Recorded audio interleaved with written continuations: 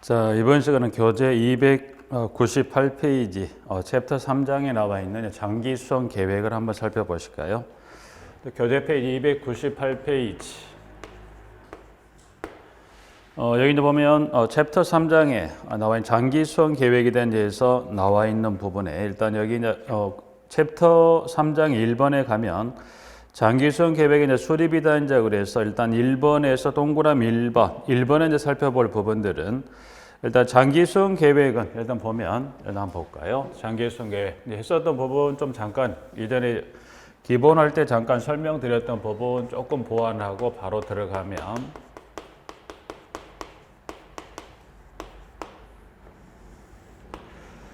장기 수선 계획이다. 분명 여기는 그러면 어디를 대상으로 이 계획을 수립할 거냐 했을 때 보시면 계획은 공동주택의 공용 부분, 그래서 공동주택의 공용 부분에 대해 수립을 합니다. 네. 그러면 공용 부분 모두를 대상으로 수립하는 게 아니라 그 공용 부분 중에 무슨 시설에 대해서 주요 시설. 그래서 그러면 공용 부분 중에 무슨 시설을 분류해 놓은 게 있더라? 주요 시설을 분류해 놓은 게 있더라. 그러면 공용 부분 중에 어느 부분을 이제 주요 시설로 분류를 할 거냐 해서 교재는 우측에 299페이지 우측에 하단에 가보면 별표에서 장기 수선 계획의 이제 수립 기준이다 그래서 1번에 건물 외부입니다. 그래서 299에 이제 건물 외부부터 해서 한 장을 넘겨보시면 300페이지, 301페이지에서 302페이지 즉 1번의 건물 외부부터 6번의 5개 부대 복리시설까지 그래서 지금 보시면 1번부터 6에 해당되는 즉 공용 부분 중에 건물 외부부터 해서 6번 5개 부대 복리시설 중에 이 주요 시설로 분류가 되는 대상 이 대상 시설에 대해서 장기 수선 계획을 수립한다는 거죠. 그래서 이 수립은 어느 대상에 이와 같은 1에서 6에 해당되는 대상 시설을 주요 시설로 분류가 되고 이 주요 시설에 대해 수립하는 계획이 무슨 계획이다? 장기 수선 계획이라 정리하시면 되는데 자 이제 그러면 이와 같은 이 주요 시설의 장기 수선을 수립을 하는데 다시 이제 교재 298페이지로 1번의 동그라미 1번 자 그러면 계획은 모든 대상에 다 수립하는 게 아니라 1번에 지금 박스에 가보면 박스에 기역, 니은, 디귿, 니을에 따른 네 가지 대상의 공동택에서 건축물이라면 장기 수선을 수립을 합니다. 네.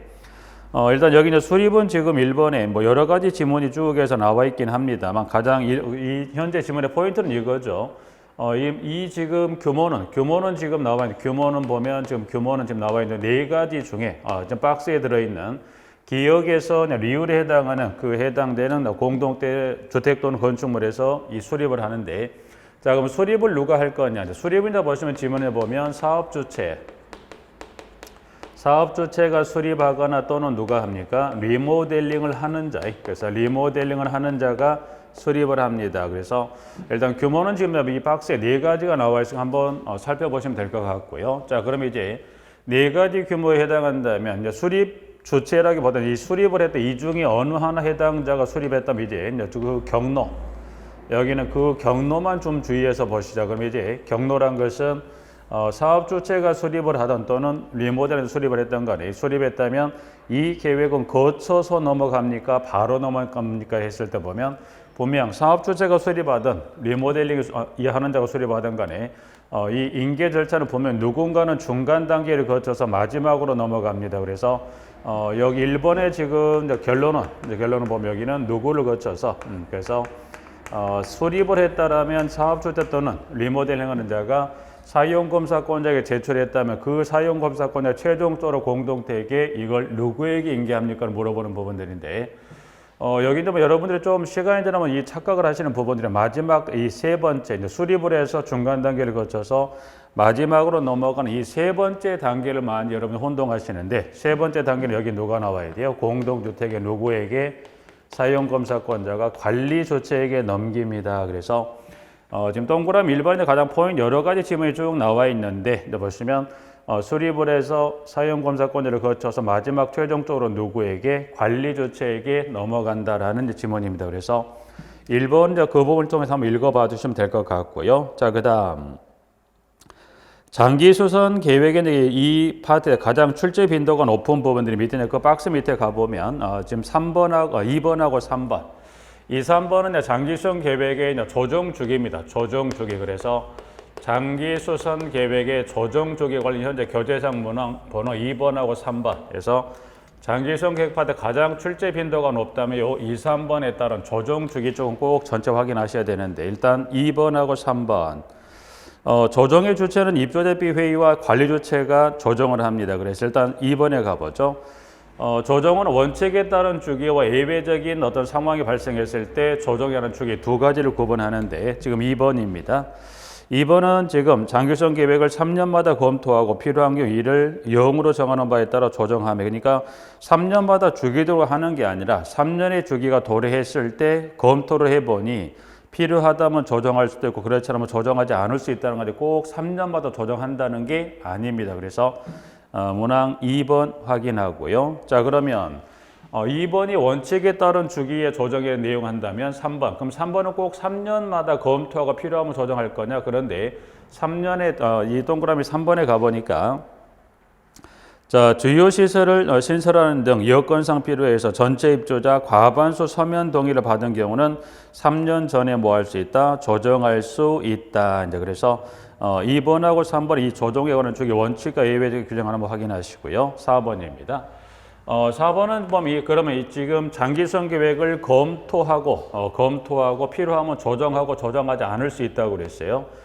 이제 관련 조정 교육이 밑에 이제 보면 4번에 관리 조치 내에서부터 받게 할 수 있다 해서 문항 4번. 4번에서는 여러 그 용어 세 가지 한번 밑줄을 묶어보죠. 이제 그 세 가지 용어를 하게 되면 첫 번째 줄에 관리 조치 하나 밑줄, 그리고 첫 번째 끝부분에 관리사무소장 밑줄, 그 다음에 두 번째 줄, 그 실시권자가 되는 누가 시도지사 밑줄에서 지금 4번에 관리조체, 관리사무소장, 시도지사 밑줄 그어서 전체 한번 읽어보면 자 관리조체는 장기수선 계획을 검토하기 전에 해당 공동택 관리사무소장으로 하여금 0으로 정하는 바에 따라 시도지사가 실시하는 장기수선 계획의 비용 산출 및 공사 방법 등에 대한 교육을 받게 할 수 있다라고 이제 해서 문항 4번입니다. 4번. 4번은 지금 이 관련 이 조정 교육 지금 보면 조정 교육이죠. 조정 교육을 해서 조정 교육은 지금 누가 관리 주체가 누구로 하여금 교육을 받게 합니까? 관리사무소장으로 교육을 받게 하는 거고요. 그럼 이 교육은 이 관련법에서 누가 실시권자가 됩니까? 그래서 시도지사가 실시권자가 되는 거예요. 그래서 조정 교육은 누가 실시권자? 지금도 보시면 시도지사가 교육을 실시하는 실시권자로서 법에 정해놨습니다. 그래서 현재 그 밑줄 그었던 관리주체, 관리사무소장, 시도지사라는 지문이 혹시 다른 지문으로 대체가 되어서 나왔는 걸 구분할 수 있는 건 이 그 세 줄 중에서 확인할 부분. 자 이제 그러면 교육의 실시권자는 누가 깁니까? 시도지사가 한다고 그랬어요. 근데 시도지사가 이걸 직접 하는 건 아니죠. 일단 법상 누가 실시권자더라? 시도지사가 하는데 시도지사가 이 교육을 직접 하는 건 이거를 교육기관을 정해서 그 교육을 위탁을 줍니다. 그래서 그러면 위탁을 받은 이 그 관련 교육 수탁기관, 그 위탁기관이 이와 같은 절차에 따른 내용을 진행하라 그래서 우측에 이제 박스, 우측은 지금 299페이지 상단의 박스에 장기수선 계획의 장기수선 계획 조정 교육 등이다 이제 그래서 1번부터 지금 4번까지 나와 있는 부분들인데 지문은 지금 지난해 좀 지역적으로 지난해 이제 주관식을 하나 냈었던 게 이제 그 지문만 하나 체크 한번 해볼까요? 지문은 지금 지금 2번 박스 내 보충학습 2번 지문에 가보면 2번에 지금 두 번째 끝부분에서 세 번째 줄 넘어가는 지문에 가면 온실가스 즉 지난 2번 지문을 주관식으로 주고서 그 중에 온실가스를 주관식으로 쓰시오라는 질문을 물었던 질문이 있었어요. 그래서 여러분들이 온실가스 정도 하나 밑줄 그어서 체크합니다. 그래서 지난해 물었습니다. 그래서 지난해 조금 상당히 좀 지역적으로 얼마 되지 않은 그 범위 내에서 좀 지역적으로 온실가스를 좀 주관식으로 물었었던 부분이 나왔더라 해서 2번 하나 봐주시고 자 3, 4번이 지금 3, 4번이 이 교육을 이 시도를 위탁을 받은 그 수탁기관이 해야 될 어떤 그 수치상 관련한 부분인데 일단 숫자를 먼저 결론을 정리하면 숫자는 보면 10일 전 그리고 11월 30일 그리고 1개월 요 세 가지 숫자만 이제 간단히 확인하실게요. 전체적으로 밑에 이제 보면 4번에서 좀 일정 지문을 차지하는데 그 4번 지문에 결국 차지하는 포인트가 되는 것은 교육 대상자에 몇 일 전에 알릴 거냐. 10일 전에 교육 대상자 아디 통보 기한에 10일 전에 그리고 11월 30일하고 1개월은 뭐냐면 현재 교재 문항 4번에 지금 문항 1번입니다. 1번. 3번에서 10일 전이라는 지문이 첫 번째도 나와 있으니까 확인하시면 될 것 같고요. 4번은 지금 이행사항입니다. 그래서 4번은 지금 특별시장에서부터 특별자치도지사. 그러니까 지문은 지금 보시면 여러분들 시도지사가 어디 갔지? 근데 지금 현재 보면 지금 보시면 지금 특별시장에서부터 지금 보면 지금 특별시장에서부터 특별자치도지사. 그래서 특별자치도지사라는 지문에 길게 이제 표현 자체는 크게 이렇게 보실 수 있어요. 시도지사라는 지문을 좀 줄여서 줄 수도 있지만 줄이기 이전의 지문이 지금 나와 있는 특별시장에서 특별자치도지사란 긴 지문으로 주거나 그래서 1번으로 주거나 줄인 지문이나 줄이기 전의 지문을 줘도 이거는 같다고만 생각하시면 되는 거니까 여기서 이제 문제를 만들지는 문제를 만드는 건 뭐예요? 시도지사를 대신해서 시장, 고구청장을 주는 형태인데 요 두 개를 바꿔서 문제를 만들 일은 없으니까 결국 두 개는 뭐예요? 같은 지문인데 하나는 짧게 하나는 길게 줬다는 정도만. 그래서 자 그럼 시도지사가 위탁을 줬더라면 그 위탁받은 기관은 지금 11월 30일이라는 거 지문을 확인해 보시면 다음 연도 교육계획서를 작성해 시도지사에 뭘 넣어야 돼요? 승인을 얻는 시기를 언제까지? 매년 11월 30일까지. 그리고 1개월이라는 건 이제 이 승인들의 교육을 했겠죠. 교육을 했다면 어떻게 돼요? 교육을 이제 제대로 잘했는지 교육이 끝나고 몇 개월 이내 1개월 이내 보고하는 절차에 관한 시기에서 종료 후 몇 개월 이내 보고합니까? 그래서 1개월 이내 보고한다. 그래서 여긴 통보에 관한 기한을 물어본다면 10일 전에 승인과 보고에 관한 절차는 이와 같은 기한 내에 합니다라고 이제 해서 나와 있고요. 여기 이제 보면 지금 1번에 다음 연도 교육계획서 작성 승인 시 포함사항은 그냥 참조적으로 가시게 포함사항도 마찬가지입니다만 2번에 나와 있는 교육 결과보고서 작성 보고할 때도 마찬가지 여기다 세 가지 그냥 참조 형태로 해서 마무리 좀 잠깐 하죠. 그래서 그 부분 하나 정리하고요. 자 여기 이제 장기성 계획 가장 어렵게 물어볼 수 있는 게 뭘 물어볼 수 있냐면 좀 전에 계획은 이 1부터 6에 해당되는 대상 시설에 대해서 계획을 수립한다고 그랬는데 이 부분을 갖고 물어보면 어려울 수 있다는 걸 보시면 여기는 뭘 물어보냐면 지금 보면 대상 시설 설비를 주고 플러스 여러분이 그 대상 시설 설비를 몇 년의 주기마다 전면 수리하고 전면 교체할 거냐. 그래서 여러분이 1에서 6에 해당되는 대상 시설 관련한 부분에 대해서 여러분이 여기다 어떤 특정 시설 설비를 줬을 때 여러분이 이 시설 설비가 이 수선 주기를 여러분이 그걸 주어지는 대상 시설별을 이거를 구분할 수 있냐. 이제 그게 시험 문제로 나오는데 객관식으로 던져보시면 시설별에 따른 이 그 수선 주기를 객관식으로서는 서로 연결형으로 물어보는 부분도 있고요.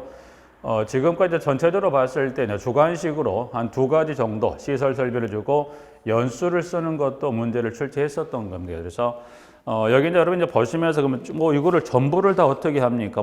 양이 적지 않은 부분이긴 한데 시험은 지금 전면 수리, 전면 교체를 갖고 물어보는 거지 일부 수리, 일부 교체는 시험에 낸 적은 없기 때문에 여러분들이 혹시 보시면서 여기에 관한 이 수선 주기에 관한 걸 물었을 때는 지금까지 전체적으로 18회까지 내고 출제를 아직 하지 않았습니다. 그래서 18회까지 출제를 하고 아직 안 했다. 18회니까 마지막 출제 회차가 18회 나왔어요. 그리고 24회 현 시점까지 아직 나오지 않았기 때문에 언젠가는 한 번 정도는 여기서는 내는 거는 난이도 조절 의미 있죠. 그래서 난이도 조절 의미는 내면 모를까. 그렇지 않으면 내지 않을 가능성이 높긴 한데 18회 내고 아직은 나오지 않았기 때문에 한 번 정도는 조금 난이도를 조절한 의미라면 거의 그와 같은 형태로 출제를 했었던 부분이기 때문에 혹시 보실 때 전면 수리, 전면 교체 관련 수소 주기 정도 보시는 거지 일부 수리, 일부 교체는 아직까지는 지금까지 냈던 적은 없기 때문에 여러분 좀 보실 때 전면 수리, 전면 교체 정도에서 확인을 좀 해 놓으실까요? 자, 네, 그리고 여기까지 이제 정리하게 되면 장기성 계획안은 전체적인 부분 좀 정리할 수 있고 그 중에 가장 출제 빈도가 꾸준하게 높은 것은 객관식, 주관식 원칙과 예외에 따른 이 조정 주기 이 부분 꼭 정리하셔야 됩니다. 자, 그리고 쭉 넘겨서 303페이지, 303페이지입니다. 303페이지 가시면 지금 2번 장기수선 충당금의 적립이다라고 나와 있습니다.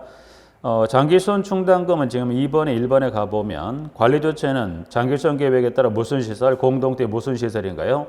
주요 시설의 교체 및 보수에 필요한 장기수선 충당금을 소유자로부터 징수하여 적립한다. 그러면 지금 장기수선 계획은 어느 대상 시설에 수립한다고 그랬어요? 공동체 공용보는 무슨 시설? 주요 시설. 근데 지금 이 주요 시설에 그러면 주요 시설에 자, 지금 보시는 대로 이 주요 시설의 종류는 지금 잠깐 교재를 통해 확인했듯이 건물 외부부터 해서 5개 부대 봉시를 정리하는 이 대상을 주요 시설이라고 했고 이 주요 시설에 문제가 있으면 뭐 해야 돼요? 보수하고 또 이와 같은 수선 주기가 도래했을 때 뭐 여기 이제 그 교체하는 거죠. 자, 그때 소요되는 돈이 무슨 돈? 장기수선 충당금이라 하는데 그 돈은 누가 부담합니까? 소유자죠. 그래서 소유자가 그 돈을 부담을 합니다라고 지문을 정리해 놨습니다. 부분들은. 자, 기타적인 좀 이따 한 번 더 확인하시도록 하고요. 자, 하나 여기서 그럼 여러분이 지금 장기수선 충당금은 자 보시면 장기수선 충당금은 어느 용도로 씁니까? 방금 봤던 이 계획에 따른 주요 시설을 뭐 할 때 보수 교체할 때 쓰는 돈이 무슨 돈이다? 장기수선 충당금이다 라고 생각을 하시고 여기는 그럼 꼭 주의할 게 이 용도로만 쓰기 위해 이 돈을 적립하는 건 아닙니다. 그래서 원칙은 이 계획에 따른 주요 시설을 뭐 하기 위해서 보수 교체하기 위해 쓰는 돈은 맞는데 밑에 있는 동그라미 2번에 장기수선 충당금 사용은 장기수선 계획에 따른다. 다만 해당 공동 입주자 과반수 서면 동의가 있는 경우에는 다음의 용도로 사용할 수 있다. 그래서 용도로 가보는 게 밑에 박스에 하자 분쟁 조정 등에 따른 조정 등의 비용, 그리고 니은 하자 진단 및 감정에 드는 비용, 그 다음에 디귿은 기억 또는 니은의 비용을 청구하는 데 드는 비용이다. 그래서 이 주요 시설 보수 교체에 쓰기도 하지만 무슨 용도로 쓸 수 있다는 거예요. 지금 보신 대로 하자 관련 용도 몇 가지, 지금 보신 대로 세 가지 중에 하나 용도로 쓸 수 있다 없다. 그래서 이 장기수선 충당 지금 봤던 박스에 들어있는 이 세 가지 하자 관련 용도로 쓸 수 있다 없다? 있다. 그럼 이때는 동의는 누가 해줍니까? 보니까 동의 요건은 얼마가 필요하다고 그랬습니까? 입주자 과반수 서면 동의가 있으면 하자 관련 이 용도. 여기는 하나 꼭 추가적으로 같이 기억하실게요. 여기는 용도입니다. 용도는 이와 같은 용도라면 동의는 누구의 동의가 있어야 하자 관련 요 세 가지 중 하나 용도로 예를 들 수 있다. 입주자 과반수 서면 동의가 있으면 쓸 수 있다는 겁니다. 그래서 2번 하나 정리하고 박스로 한번 들어가서 3번에 이제 보충학습란에 가보면 여기는 지금 총에서 한 8개 정도 지문이 등장을 하는데 여기 이제 지문에서 1번에 이제 장기수선 충당금 요율은 해당 공동체 공용 부분의 내고 현황 등을 감안하여 관리 규약으로 정한다라고 되어 있습니다. 1번 지문에서 영어는 두 가지만 밑줄 긋습니다. 어디를 밑줄 긋냐면 요율 하나 밑줄, 관리규약 밑줄. 즉 요율은 뭐랑 짝짓기가 돼야 돼요? 관리규약. 요율이란 건 뭘 말하냐면 부담의 정도예요. 그러면 소유자가 장기수선 충당금을 부담합니까? 그럼 얼마를 부담해야 되나? 그 얼마를 부담한다는 요율에 관한 정도는 뭘로 정한다? 관리규약으로. 그래서 1번. 2번은 그냥 참조적으로 보시고 3번으로 내려가 보면 3번에도 밑줄 2개 그어보죠. 밑줄은 적립금액 장기수선 계획. 그래서 적립금액은 뭐랑 연결됩니까? 장기수선 계획으로. 그래서 여기도 지문은 그중에 지금 보면 지금 지문은 여기 두 가지 방금 밑줄 그었던 대로 요율은 플러스 뭐랑 짝짓기 하자? 관리규약입니다. 관리규약. 그 다음에 방금 밑줄 그었던 적립금액. 적립금액은 플러스 뭐에 따른데 여기는 장기수선 계획에 있어요. 여기는 보면 여기는 요 두 가지를 여기를 꼭 밑줄 그어서 보면 여기서 이제 이거를 짝짓기 하는 이유는 뭐냐면 여기 요율이 나온다면 뒤에는 요율은 뭘로 정합니까? 관리규약으로. 적립금액은 뭘로 정한다? 장기수선 계획으로 해서 일단은 이 지금 요율 관리규약 적립금액 장기수선 여러분들이 만약 지문이 요율은 계획이고요. 적립금액은 관리규약이다? 아니죠. 꼭 뭐가 나와야 돼요? 요율은 뭘로 정한다? 규약으로. 적립금액은 장기수선 계획에 대해서 여기는 그 위치가 서로 짝짓기가 잘 되어 있는가를 구분하는 문제를 여기도 출제 빈도가 높습니다. 그래서 일단 요일 관리 계약, 적립금액 장기소송 계획에서 이 부분도 꼭 체크해서 확인합니다. 4번은 지금 장기소송 충당금 사용 계획서를 작성하는 절차에 관한 걸 설명하는 건데, 자, 장기소송 충당금은 관리조체가 다음 사항이 포함된 장기소송 충당금 사용 계획서를 장기소송 계획에 따라 작성하고 입주대표 회의 의결을 거쳐 사용합니까? 네. 그래서 포함사항은 참조하세요. 포함사항 참조하시고 작성에 따라 어떤 절차를 거쳐 사용합니까? 입주대표 회의 의결을 거쳐서 사용합니다. 라고 4번 나와 있고 한 장을 넘겨봅니다. 자, 넘겨보시면 자 이제 그러면 장기소송 충당금은 누가 부담한다? 소유자가 부담한다. 그러면 소유자가 부담하지 주의할 것. 장기소송 충당금은 누가 예치했던 걸 넘겨받는 절차가 아니라 뭐 했을 때 적립 시기. 그래서 법에 따른 뭐가 적립 시기가 됐을 때 그 돈을 적립하더라고요. 그래서 시기는 지금 우측 맨 상단 5번에 장기소송 충당금에 해당 공동택에 대한 다음 구분에 따른 날 밑에 나와 있는 1번에 1, 2에 따른 즉 1번에 사용검사를 받은 날 2번 사용 승인을 받은 날부터 몇 년이 지나야 돼요? 첫 번째 들어 가보면 다음 구분에 따른 날부터 1년이 경과하는 날이 속하는 날부터 매달 적립합니다. 5번. 근데 단서에 따른 그 적립의 시기 좀 주의하실게요. 다만 건설 임대주택에서 분양 전환된 공동택 경우는 어떤 임대사업자가 관리주체에게 공동택 업무를 인계한 날이 속하는 달부터 적립한다. 그래서 현재 교재 문항상 문항 번호 그대로 가는 5번에서 적립 시기는 두 가지입니다. 단서에 따른 규정에 따른 적립 시기하고 단서 이전에 사용검사 일 또는 사용 승인으로부터라는 그 적립 시기 두 가지 꼭 구분 정리할 필요 있더라. 그리고 6번으로 갑니다. 자, 좀 전에 이와 같은 이 장기소송 분명 이 5번에 따른 두 가지 적립 시기에 따라 적립을 하는데 적립 시기가 됐을 때 그 공동택이 이제 분양이 됐으면 소유자가 당연히 부담하는 건데 이와 같은 적립 시기가 됐을 때 분양이 안 될 수도 있죠. 분양이 안 되면 누가 내야 돼요? 그래서 보니까 6번에 자, 분양되지 아니한 세대 장기소송 충당금은 누가 부담한다? 사업주체가 부담한다고 되어 있죠. 그러니까 이 적립 시기가 됐을 때 분양이 됐다면 누가 부담해요? 소유자. 분양되지 않으면 누가 부담합니까? 사업주체. 근데 하나 더 주의할 게 장기소송 충당금은 법에서 뭐라고 그랬냐면 장기소송 충당금은 관리비와 구분징수라고 그랬어요. 그러면 장기소송 충당금 관리비와 구분징수하라는 것은 무슨 말이냐면 관리비에 이 돈 포함하면 안 돼요. 포함해서 징수하지 마세요. 어떻게 하세요? 구분징수. 왜냐면 이거를 구분징수해서 이거를 법에 정해놓은 거 왜냐면 좀 전에 누가 부담한다 적립시가 됐을 때 소유자가 부담해요. 근데 이 관리비와 구분징수라는 것은 포함하지 말고 별도의 징수 절차를 징수하라고 그러는데 현실에서는 구분징수하는 게 현실은 거의 아마도 대한민국 소재 공동택에서 대다수 아마도 100%는 아닐 수 있겠지만 아마도 거의 100% 가깝게 공동택 전유 부분을 소유자가 거주하는 게 누가? 이 사용자가 임차하는 경우도 많죠. 그러면 사용자가 임차하는 경우라면 어떻게 돼요? 그 해당 공동택 관리 주체는 뭐 소유자가 임차를 하고 다른 어떤 지역이나 뭐 외국에 그 장기 주재하는 경우도 임차해놓고 나가는 경우가 많아요.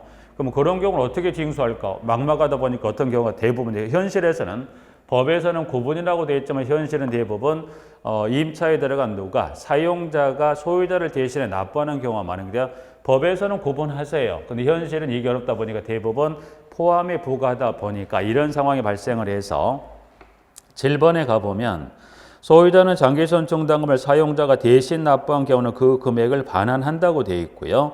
그 돈을 돌려받기 위해서는 뭐야? 냈던 납부 확인서가 필요하죠. 그래서 8번 관리조처는 공동대 사용자가 장기소송 충당금의 납부 확인을 요구하는 경우는 지체 없이 확인서를 발급해 줘야 한다. 그래서 그 확인서를 통해 임차 기간 동안 납부했던 금액을 확인할 수 있고 그 돈을 누가 소유자가 사용자에게 금액을 반환하게끔 법에 규정을 둬놨습니다. 그래서 혹시 이제 그 현직에 근무하신 분들, 내가 이 돈을 지금 보니까 관리비에 포함해 징수하고 있는데 무슨 소리야? 법에서는 분명히 구분이라고 했지만 현실은 뭐 이런 상황 때문에 포함해 징수하는 게 아마도 대다수인데 그래서 이거는 한번 확인하시면 되는 거니. 근데 실제 이 업무를 하고 계신 분들 같은 경우는 이걸 처음 들으시면 어떻게 돼요? 아니 이거는 포함인데 왜 구분이라고 그러지? 법은 분명히 구분해 놨는데 현실하고 이게 맞지 않다 보니까 그런 상황이 발생했다라면 이와 같은 절차를 통해 소유자가 돌려주게 돼 있다 정도까지 하나 확인하고요. 장기선 충당입니다. 여기 이 부분하고 장기선 충당 관련 계산 문제가 나옵니다. 계산 문제. 일단 계산 문제 나중에 이제 그 문제 풀이 과정 한번 확인하실 때 계산식 한 장을 다시 앞쪽으로 넘겨보시면 이 303페이지 맨 상단에 가면 박스 있습니다.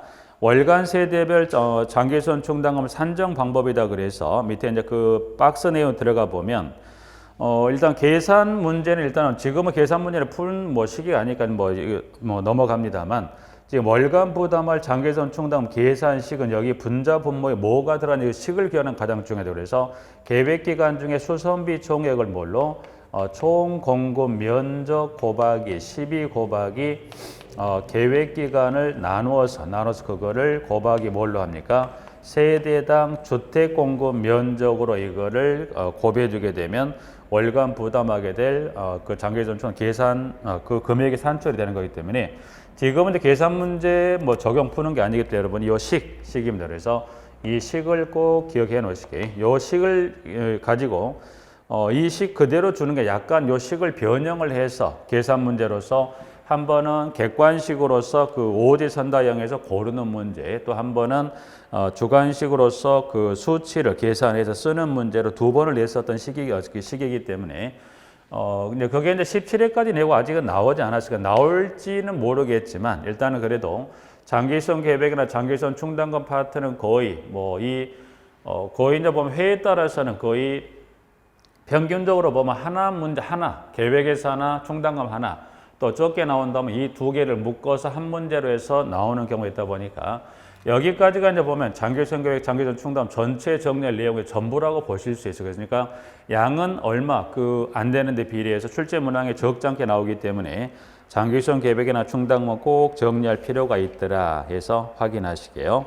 자, 그리고 나머지 304페이지 가면 3번에 설계도서 보관 등에 관한 것은 2번에 나와 있는 기록 보관 유지할 서류에 관한 종류 정도에서 2번에 가보죠. 자, 의무 관리된 공동택 관리 조치는 다음의 서류를 기록 보관 유지한다 그래서 밑에 나와 있는 박스에 4가지입니다. 사업 주체로부터 인계받은 설계도서 및 장비 명세, 안전점검 결과 보고서, 주택법에 따른 감리 보고서와 그리고 리얼 공용부분 시설의 교체, 유지 보수 및 하자 보수 등의 이력 관리 관련 서류 도면 및 사진에 관한 4가지를 누가 관리조체가 기록 보관 유지합니다라고 지문을 정리하고 있고요. 관련해서 밑에 3번에 잠깐 가봅니다. 관리조체는 공용부분에 대한 시설의 교체, 유지 보수 및 하자 보수 등을 한 경우에는 그 실적을 시설별로 이력 관리하며 영어 하나만 체크합니다. 두 번째에서 세 번째 넘어가는 공동주택 관리 정보 시스템 그 하나 밑줄에서 시스템에도 등록한다. 그래서 박스는 2번에 그 4가지 기록 보관 유지에 관한 서류 종류 하나 4가지 꼭 구분할 다른 걸 혹시 기억나게 해서 구분하실 수 있는 거 하나 확인하시고요.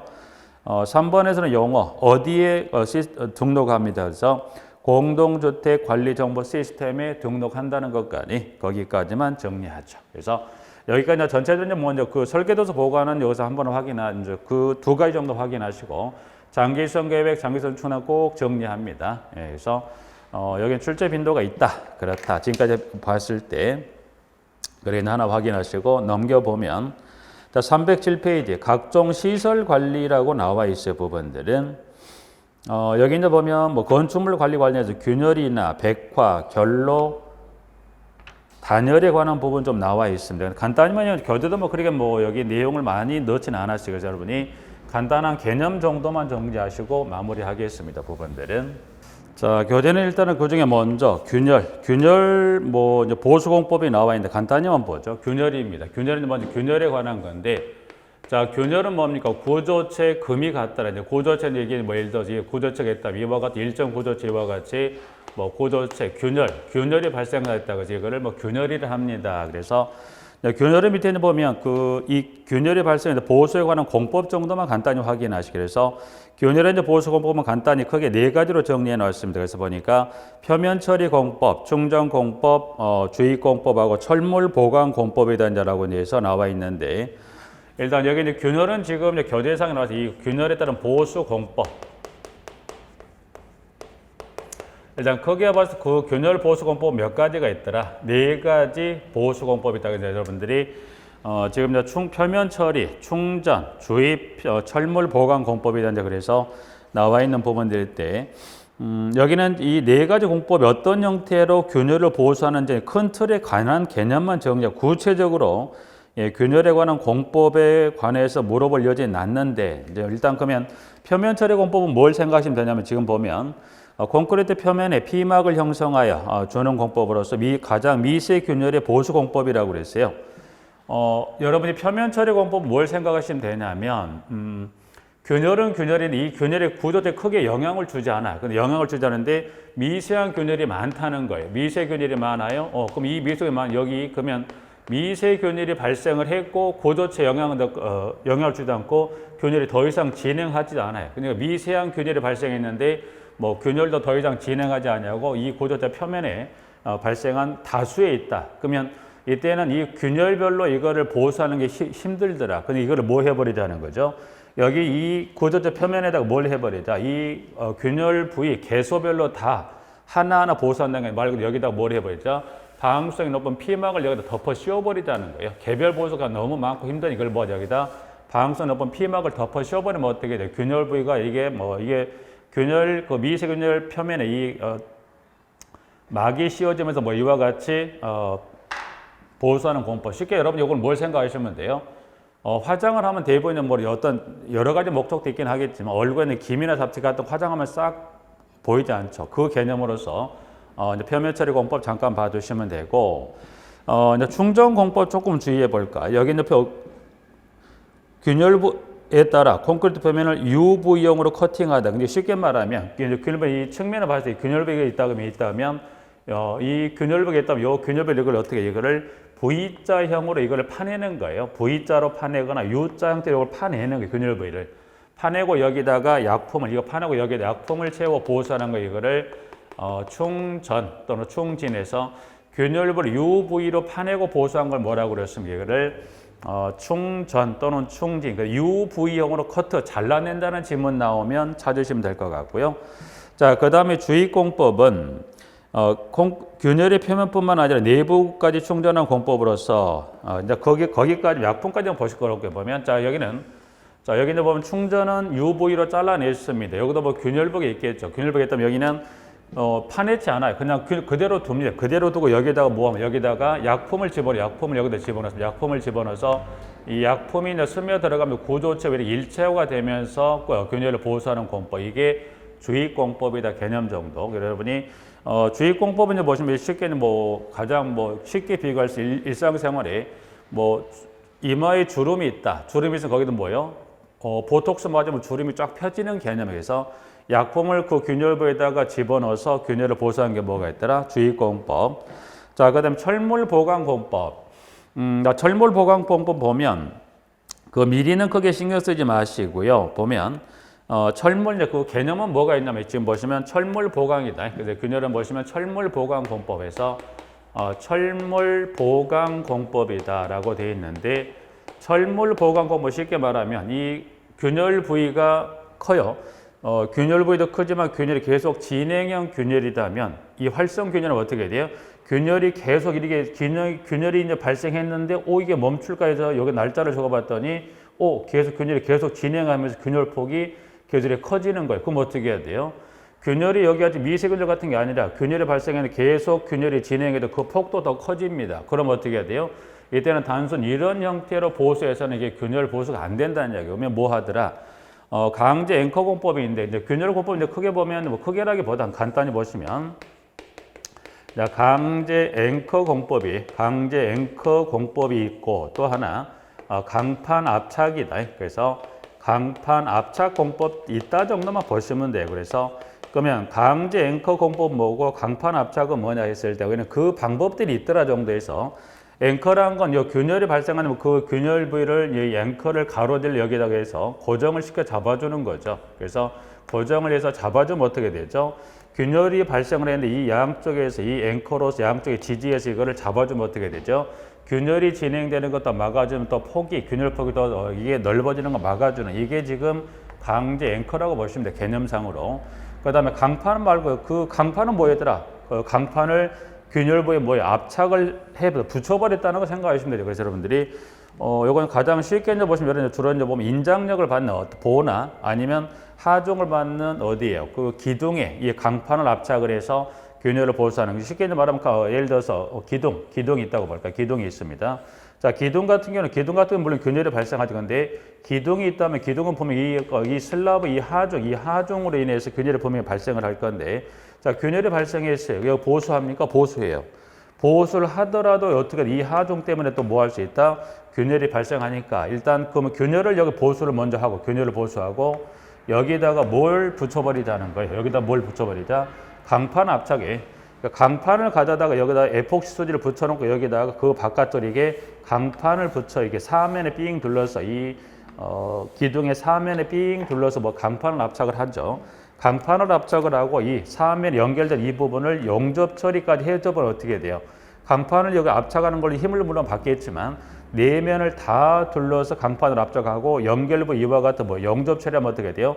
잡아주는 힘이 훨씬 더 튼튼할 수 있어 보니까 그런 형태로 보수하는 건 뭐래? 이거를 강판 압착이더라. 그렇다 정도만 확인하면 돼요. 그래서 일단 균열은 그 보수 공법이 그와 같은 방법을 하는 게 몇 가지겠다? 네 가지 공법이 있다. 개념 정도의. 그래서 표면 처리 공법, 충전, 주입, 철물 보강이라는 것은 여기는 보수 범위가 가장 클 때 그 균열을 보수하는 목적도 있지만 구조체에 힘을 길러주는 무슨 목적까지 있어요. 구조체 내력을 여기 보강하는 목적까지입니다. 근데 그 종류가 이런 방법이 있더라 정도 의미만 확인합니다.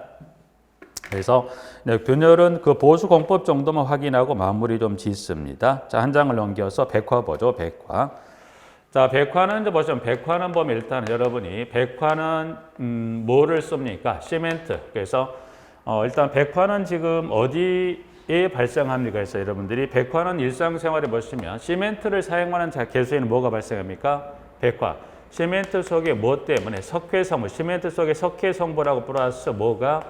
물 때문에. 그래서 일단 백화는 이 시멘트 속에 석회와 물 때문에 뭐가 발생한다? 백화가 발생한다 해서 백화는 지금 일단 3번에 가보니까 시멘트 석회 성분이 물에 녹아 하얀 가루 성분이 벽에 유출되는 것을 말한다라고 되어 있죠. 그래서 여러분들이 백화는 일상생활에 가장 쉽게 볼 수 있는 게 지금도 보면 예전에 뭐 한 20년 뭐 전후 정도에 지었던 단독주택을 보통 1층이나 2층으로 지을 때 적벽돌로 그 단독주택을 지은 경우도 아직 남아있죠. 그러면 그 표면을 보면 어떻게 돼요?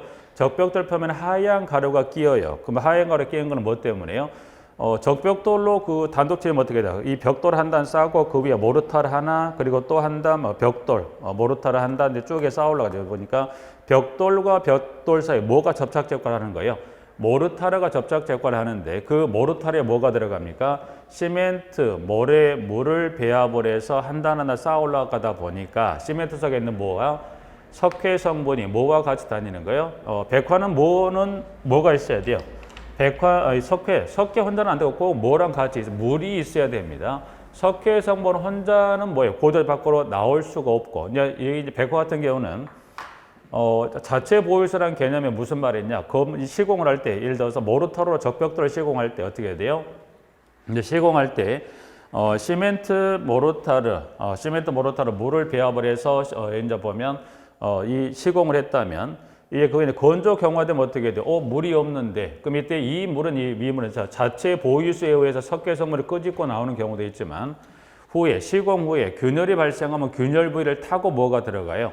물이 들어가서 또 석회 성분을 데리고 나와서 백화가 발생한다. 그래서 백화는 이 석회 성분하고 물이 구조체 밖으로 흘러나와서 공기와 이 화학 반응을 통해서 하얀 가루가 남는 걸 뭐예요? 백화 현상이다라고 이제 해서 여기 발생 조건은 밑에 이제 가보시면 재료에 의한 발생 조건이다 그래서 지금 이제 보시면 1번의 기억 콘크리트 재령이 짧은 경우 즉 여기 이제 재령이 짧다는 건 이제 보시면 시공 콘크리트 해드링이 짭습이라는 것을 일단 시공된 지 얼마 안 됐을 때 아무래도 시공된 지 얼마 안 됐을 때 아직 강알칼리성을 띠고 있는 상태다 보니까 그 백화가 더 발생될 수 있는 거죠. 이 1번의 기억, 니은.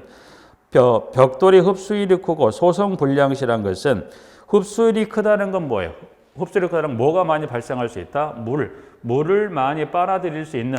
그래서 흡수율이 높거나 그리고 소성 불량이라는 것은 벽돌을 구울 때 잘 구워지지 않았다. 그럼 이 소성이 잘 되어야 이 흡수율이 낮을 건데 소성 온도 불량이라는 것은 벽돌을 구울 때 잘못 구워졌다면 결국 어떻게 돼? 그 잘못 구워진 벽돌에 뭐가 높습니까? 흡수율이 높을 수 있죠. 그래서 그 개념에 1번에 동그라미 기억하고 니은 나와 있고요. 자, 우측에 이제 보면 우측에 이제 배합 조건에 이제 관한 발생 조건에 보시면 WC 과다시라고 그래서 물을 많이 넣은 결국 뭐가 문제가 돼요? 물이 문제가 되는 거죠. 그래서 두 번째 하고 우측 기상 조건에 한 발생 조건에 이제 보시면 그 중에 이제 보면 기온이 낮은 경우 주로 겨울철이다 그래서 기온이 낮은 겨울철에 공사를 했을 때 아무래도 기온이 낮은 겨울철에는 어떻게 돼? 이 석회하고 물이 흘러나왔을 때 공기와 이 화학 반응할 수 있는 그 환경에 노출되기가 쉽죠. 그래서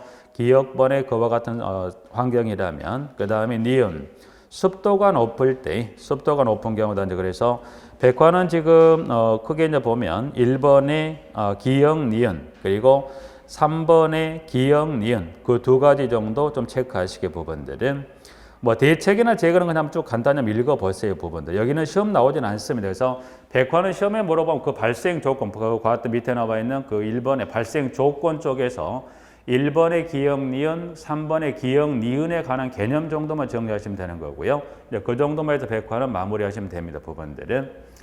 자, 그 다음 결로입니다.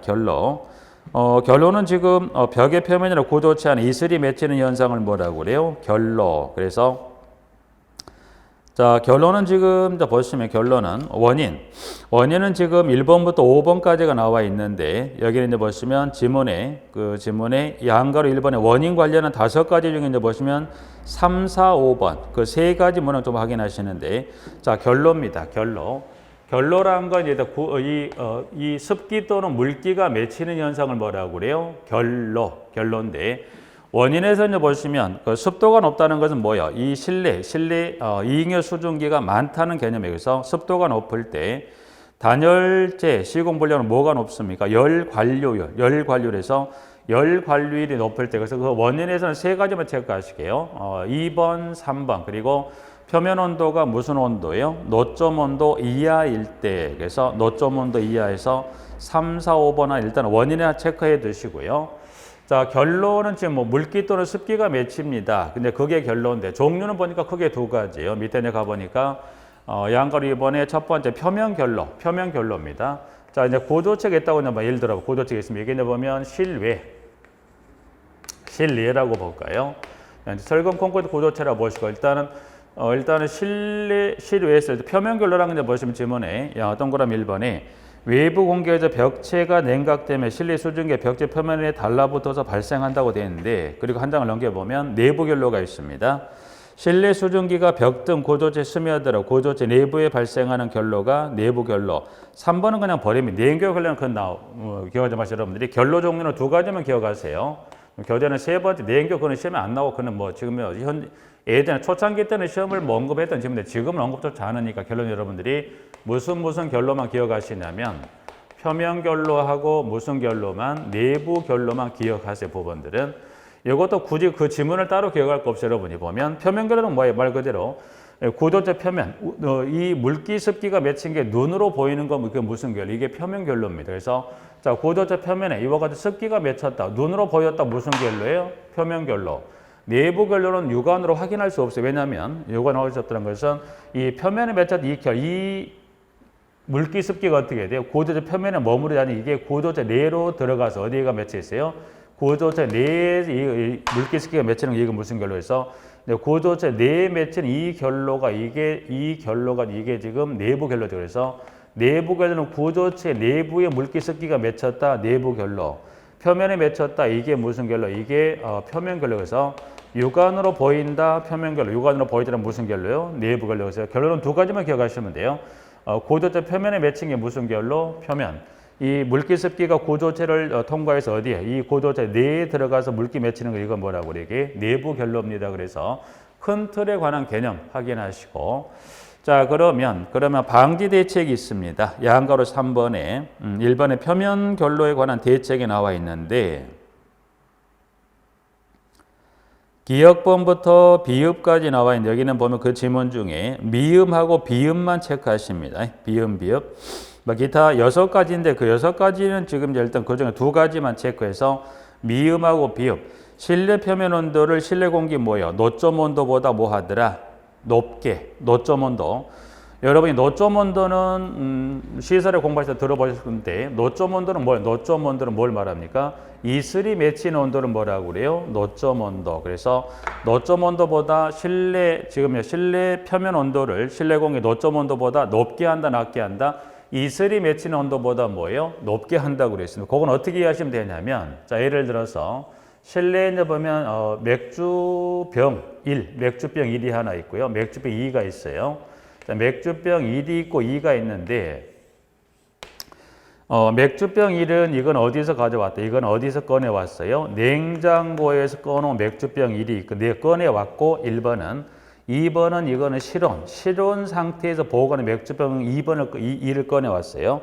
자 이제 그러면 한 병 1은 냉장고에서 꺼내왔고 2는 실온 상태에서 보관한 맥주병을 딱 갖다 같은 장소에 놔두고 얼마 정도 시간을 보내자? 5분 정도 시간이 지났다고 봐요. 얼마 정도 시간이 지났다? 5분 정도 시간이 지났어요. 자 이제 그러면 5분 정도 시간이 지났을 때 이 맥주병 표면에 물기가 맺히는 것은 1번일까요? 2번일까요? 당연히 어디예요? 이 부분이죠. 여기 냉장고에서 꺼놓은 이 맥주병 표면에 뭐가 이와 같은 물기 습기가 맺히고 결국 지금 현재 그럼 이게 맺히고 여기는 맺히진 않습니다. 그럼 결국 어떻게 돼요? 이 병 표면은 냉장고 꺼내는 병 표면이 차가운 상태고 차갑지 않다. 즉 뭐예요? 노점 온도보다 이 병 표면이 낮으니까 여기는 그 병 표면이 노점 온도보다 높으니까 뭐가 맺히잖아요. 이 습기가 맺히지 않는 거죠. 그럼 결국 무슨 말이냐? 여기 이제 이거를 여기 구조체로 보죠. 구조체로 봤을 때 그럼 이게 구조체로 이걸 다시 바꿔 봤을 때 구조체 표면이 차가운 상태하고 차갑지 않은 상태였을 때 어떻게 돼요? 이잉여 수증기가 날아다니다가 어떻게 돼요? 이 기체가 뭘로 바뀌는 거예요? 액체로 바뀐다. 그럼 결국 구조체 표면이 노점 온도보다 낮을 때 발생하죠. 그러면 노점 온도보다 높을 때는 발생하지 않더라. 그래서 그 개념으로 지금 노점 온도보다 높게 유지한다는 것. 자, 그다음 지금 비읍은 단열재 시공 분량은 뭐가 열 관리율이 높다. 열 관리율은 외부에서 찬 공기가 들어오는 것을 단열재가 제대로 막아주지 못해서 열 관리율이 높다는 거예요. 여러분 열 관리율은 달리기를 열 관리율 이걸 표현상은 열 통과율. 그래서 열 통과율이라는 이 개념 정리하셔서 그래서 열 관리율이 높기 때문에 표면 결로가 발생합니다. 네, 그래서 자 질문하고 2번에 내부 결로입니다. 내부 결로는 지금 보시면 총에서 4가지가 나와 있는데 그 중에 이제 보면 기역 실내 측에 뭘 써지? 내부 결로 대책은 여러분이 보시면 일단은 교재상에 봤을 때 내부 결로입니다. 이제 그러면 내부 결로를 잠깐 볼까요? 내부 결로는 현재 교재상에 어디에 맺히더라? 내부 결로는 지금 보신 대로 구조체 내부에 맺힌다는 그래서 여러분 내부 결로에 관한 대책은 2가지를 꼭 기억하셔야 돼요. 근데 그 중에 첫 번째가 뭐가 있냐면 방습층. 자, 방습층은 어디에 설치합니까? 실내 측에. 그래서 이제 보시면 방습층을 이 내부 결로에 관한 대책이 가장 출제가 이전에 나왔던 문제 중에 봤을 때 이제 가장 출제 비율이 높았던 게 방습층인데 요거는 어디에 설치합니까? 실내 측에. 외관이 어디 설치한다? 실내 측에 설치합니다. 네. 그래서 방습층은 여러분이 그 집에 저세대 전후를 생각하시면 어디 생각하시면 돼요? 집에 보시면 여러분들이 타일로 시공된 개수가 어디가 있어요? 타일 시공된 개수가 아파트에 사신다면 지금 애초에 사업주체가 시공을 했을 때입니다. 본인의 어떤 취향에 따라 이 바닥을 대서 그걸 잠깐 배제하고 사업주체가 애초에 시공을 할 때 벽돌로 이 타일로 시공된 데 어디가 있을까요? 욕실의 사면, 욕실의 바닥하고 욕실의 그 사면하고 그다음 물을 쓰는 지금 발코니 이제 그 바닥에도 타일로 시공이 됐고요.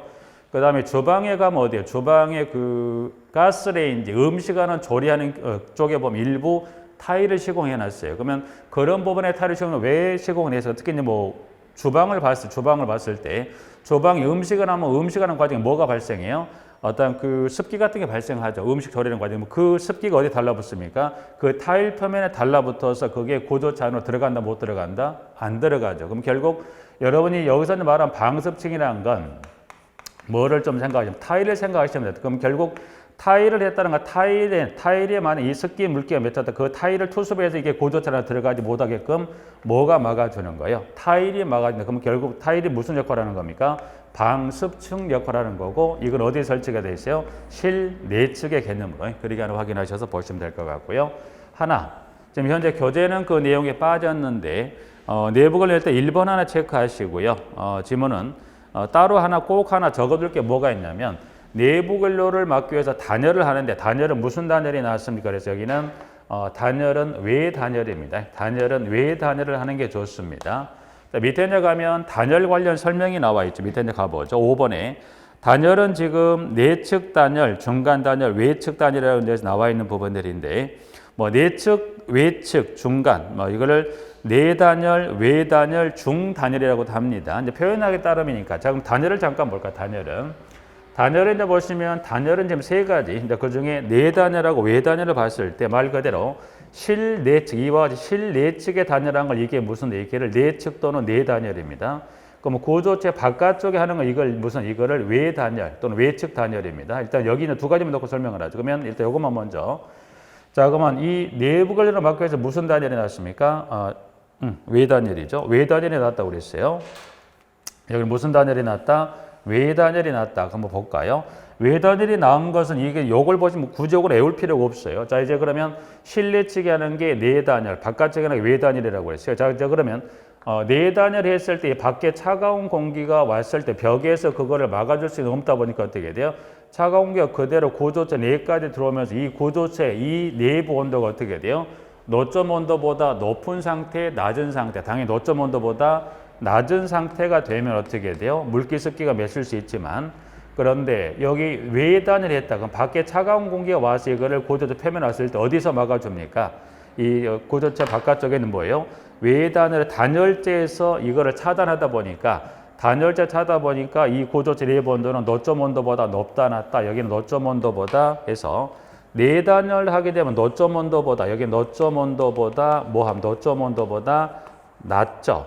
근데 여기 이 외단을 하게 되면 여기 노점 온도보다 뭐예요? 높은 상태, 노점 온도보다 낮은 상태니까 내부 결로가 발생할 수 있지만 바깥에 외단을 하게 되면 어떻게 돼요? 노점 온도보다 높은 상태가 유지가 되니까 뭐 하더라? 이때는 이 내부에 내부 결로 발생한다 안 한다? 안 한다. 그래서 이 내부 결로 막혀서 단열은 무슨 단열이 나왔습니까? 내보다는 무슨 단열이? 외단열이 낫더라. 그래서 이제 그렇게 이해하시면 되는 부분들 하나 있고요. 단열은 지금 안쪽에 있다, 바깥쪽에 있다, 외단열. 그리고 구조체와 구조체 사이에 단열재를 끼워 넣는 것.